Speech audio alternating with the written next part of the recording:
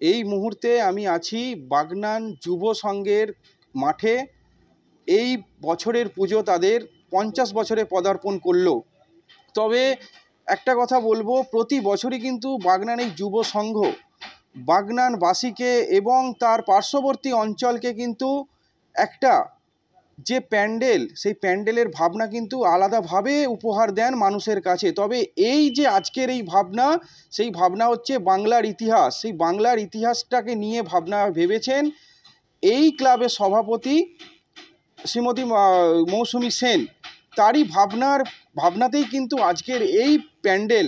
এবং যে প্যান্ডেলের যে আর্টিস্ট, তার সঙ্গে যখন আমি কথা বললাম, তিনি জানান একদম আধুনিক যুগ শুরু থেকে এবং এখনো পর্যন্ত যে যেভাবে একটা উত্থান থেকে পতন এবং পতন থেকে উত্থানের যে শুরু সূচনা, সেইটা কিন্তু পুরোটাই কিন্তু তুলে ধরা হয়েছে এই প্যান্ডেলের মাধ্যমে।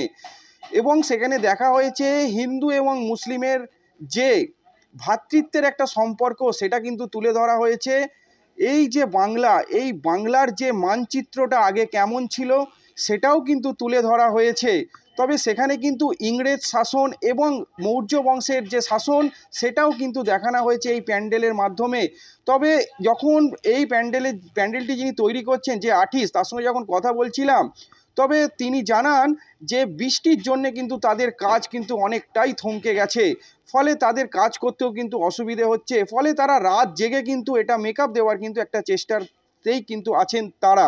ক্লাবের মাননীয় সভাপতি দিদি মৌসুমী সেন, তারই ভাবনা থেকে এই কাজ আমি শুরু করেছি।